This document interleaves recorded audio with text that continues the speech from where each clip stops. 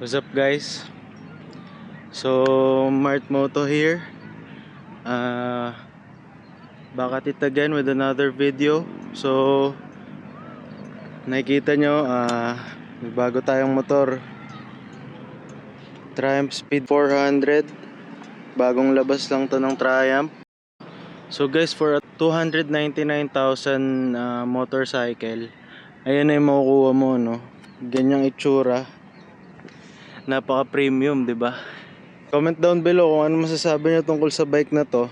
So let's talk about specs. Ang engine niya ay liquid cooled, 4 valves, dual overhead cam, single cylinder, 6 speed manual transmission, 398.15 cc, 39.5 horsepower at 8,000 rpm, 37.5 newton meter of torque at 6,500 rpm.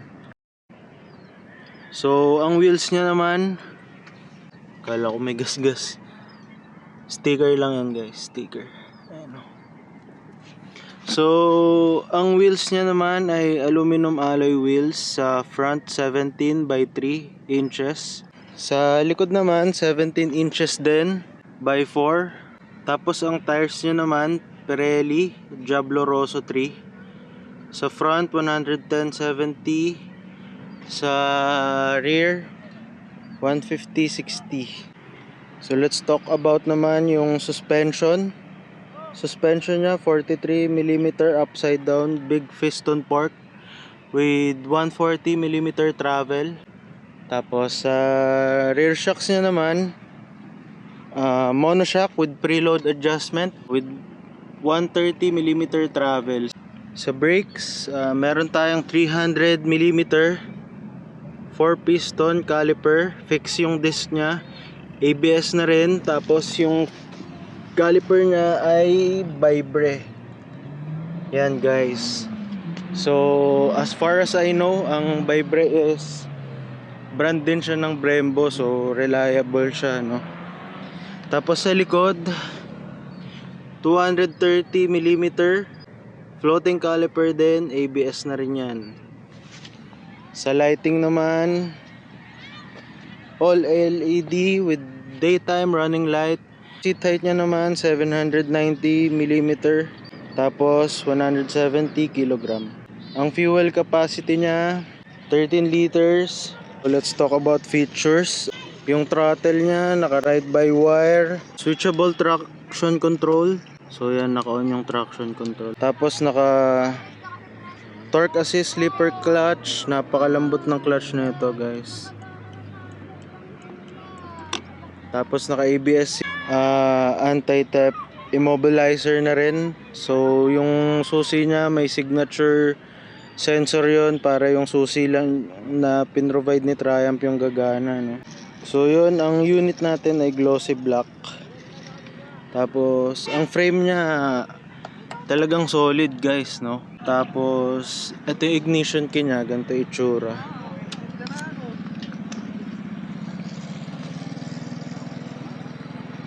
Ganda, no? Ganda ng ignition key.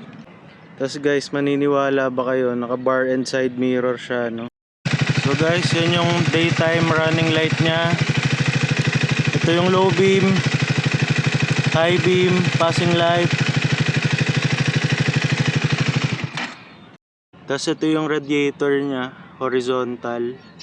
Tapos kung mapapansin natin yan, may engine guard na rin siya na stock na nakakabit. Plastic lang yan pero makapal. So ito pa, isa pang feature niya, naka steel braided na yung cables ng brake. So isa pang consideration para sa mga beginner, yung seat height nito at saka yung weight, no, yung motor na to. So bali ang seat height niya nga ay 790mm. So I'm 5'7" and a half. Check natin kung flat footed ako dito.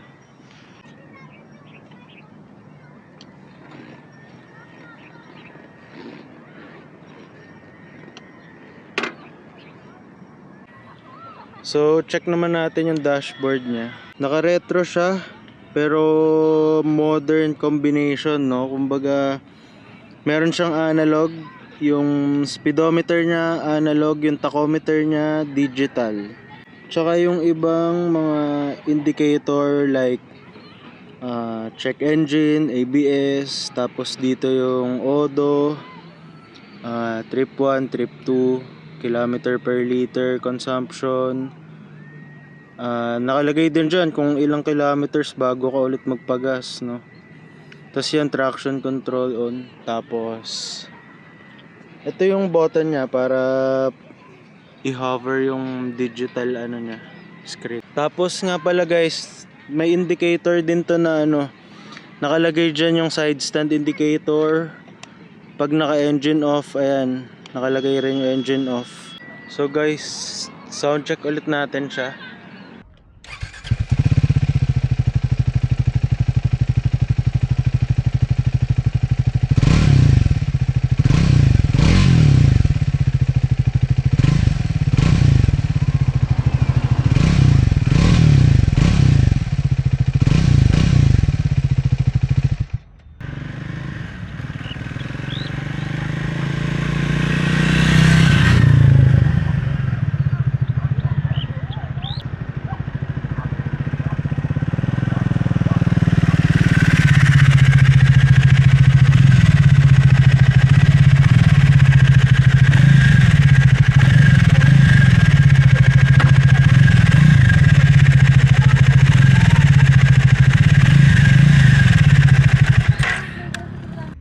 So yun ang ating sound check sa stock exhaust ng Speed 400. So yan guys, try natin siya i-ride, no. Actually, sabi ko nga 1 week na to sa akin. So halos gamay ko na siya, tsaka yung experience niya, kumbaga yung comfort, yung ayan guys, mamamatay nga pala yung makina niya pag naka side stand ka, tapos lumipat ka ng ano, ng first gear ng naka side stand, mamamatay yung makina, no. So ayan.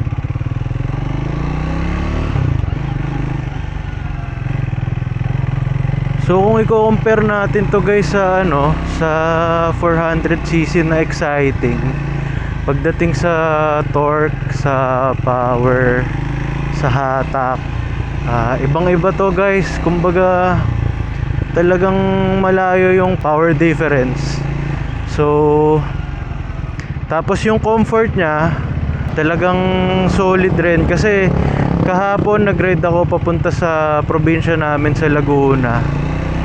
2 hours ride yun. Parang wala parang di ako napagod or something like that na feeling. Kumbaga para sa akin, it feels like home. Kumbaga hindi ako napapagod talaga na gamitin to.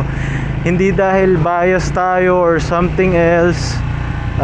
Talagang yung riding position niya, komportable yan guys. Kita nyo naman, talagang upright siya, no. Hindi ka talaga nakayuko. Tapos ano pa bang masasabi natin? Yung suspension niya, actually ang ganda ng suspension nito. Nung nasa Motoscoot ako, ang sabi sa akin, ang ganda daw ng suspension, kung pinalitan ko na daw ba, kasi ang lambot, tapos ang ganda ng play, pati yung rebound daw ng suspension ang ganda. Nakita nyo naman guys, di ba? Sobrang laki nung, hindi naman sobra, OA naman yata siguro pag sobra. Ang laki nung ano, ang laki nung fork niya sa harap. Tapos yung shocks niya sa likod, talagang solid rin yung pagkakagawa. Triumph OEM to guys na suspension na, hindi siya anything else.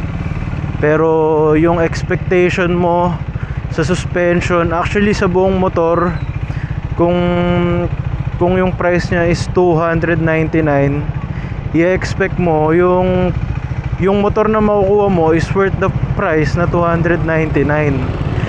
Pero honestly guys, you'll get more than that, no. You'll get more than 299,000 sa motor na to. Tapos yung hatak niya, hindi ko lang alam Kasi hindi pa ako nakatry ng mas malalaking displacement na motor. Pero para sa akin yung hatak niya goods na goods pagka kahit anong situation ng kahit anong situation ng pag overtake, kayang-kaya niya guys kung hindi ka bibitinin. Tapos yung gearing niya okay rin, yung shifting malambot, yung neutral niya madaling sungkitin. Ano pa bang factor na ito? Tapos yung iba kasi kino-consider nila yun pagka nangangawit sila pag long ride, 'di ba? Minsan kailangan mag-inat-inat. So itong motor na to guys, pwede kayo tumayo dito, ayan oh. Pagka nangawit kayo, pwede kayong tumayo para mag-inat-inat. So sa traffic naman, pwede natin i-try mamaya yung on helmet na footage ng traffic na ito. So may isa pa palang factor na baka gusto nyo rin malaman is yung engine heat, no?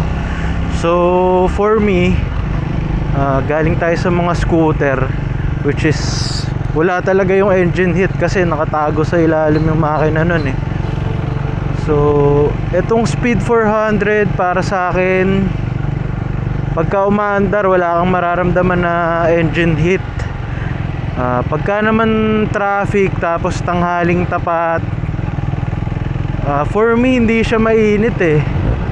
Mararamdaman mo siya pero not to the point na sasabihin mong init naman. Alam mo yun, kumbaga hindi siya OA na mainit. May ma-feel ka lang na onting warmth na parang dumadampi sa hita mo sa kaliwa pagka bumuga na yung fan niya. Pero for me, parang wala siya, honestly. Parang hindi mo siya mararamdaman sa totoo lang. Kahit tanghaling tapat tapos traffic guys, asahan nyo hindi kayo maiinis dahil mainit yung engine niya. Ang ganda ng cooling system na ito. Hindi siya yung talagang umiinit. Ang problema lang pala, talking about temperature, wala siyang temperature meter. So tansya-tansya pagka kunyari mag-aano, 'di ba, sa ibang motor na manual, pagka gagamitin mo, papainitin mo muna yung makina. So yung iba merong temperature gauge, itong Speed 400 wala. Pero honestly, hindi naman siya necessity kasi pwede mo namang orasan eh. Orasan mo na lang ng 5 to 10 minutes, matik na yun, mainit na yun, 'di ba? Handleability wise, napakaganda ng handling nito guys, napakaganda. Sobrang agile niya, sobrang dali niyang dalhin. Kahit ma-traffic ka, kumbaga pang daily to guys. Pang daily, pang long ride. For me kumbaga kasi nandun yung comfort niya, at the same time yung performance niya maganda, 'di ba? Kumbaga ewan ko paano na-produce ng Triumph tong gantong klase ng motor, no? Kumbaga napaka-premium niya for the price point na 299,000 with traction control, ABS, tapos yung brakes niya Brembo, 'di ba? Check nyo yung mga guys, check nyo yung mga bikes na malapit sa price point na to na 299. Ang pagkakaalam ko, walang mga naka-Brembo doon. Tapos yung nilagay pa na tires ni Triumph dito sa motor na to, Pirelli Diablo Rosso 3, no? So kumbaga ginagamit yun sa track, pang cornering. Kaya parang ano pa bang papalitan mo sa motor na to, 'di ba? And kung may dadagdag ka man yung mga essential lang, like kung gusto mo mag crash guard, yun magandang idagdag yun, crash guard. Tapos exhaust, ano pa ba, yung radiator cover, yun na lang yung mga gagastusin mo. Pero di siya katulad ng ibang motor na pag nilabas mo ng kasa kailangan unang-una palitan mo yung gulong, 'di ba? Ito naka Pirelli Diablo Rosso 3 na siya, so di mo na kailangan palitan, 'di ba? Talagang reliable na yung gulong na nakakabit sa kanya.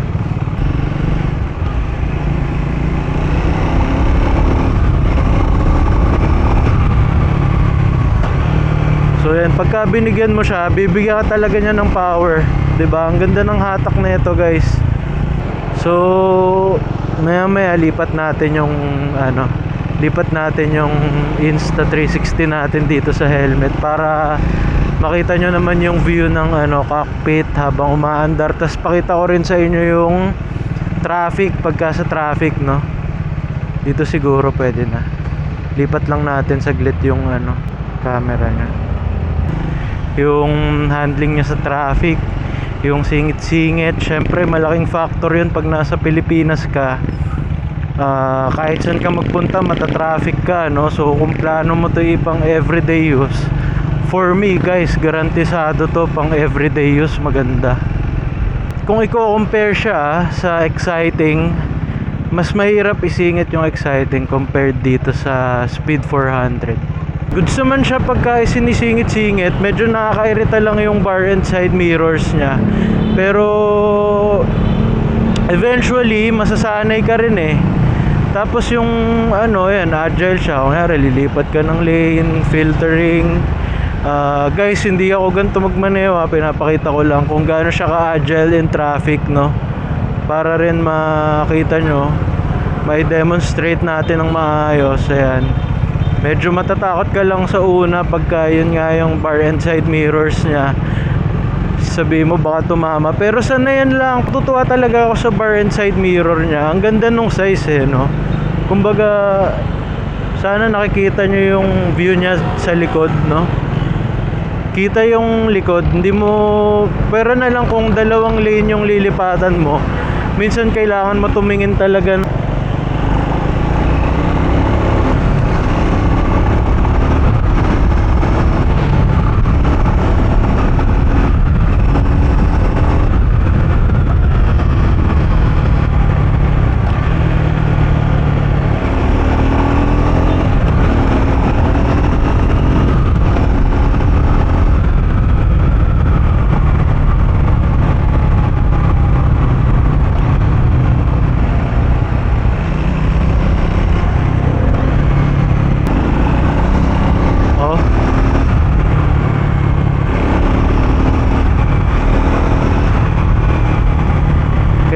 Isa yun sa niyan, selling point niya is yung niya, handling niya talaga maganda, guys.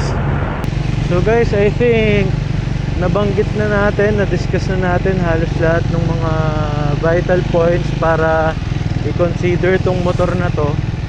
So if you're considering this motorcycle and you want some advice from an owner perspective, para sa akin, with the price of 299,000 and the features na kasama sa motor, traction control, ABS, assist slipper clutch,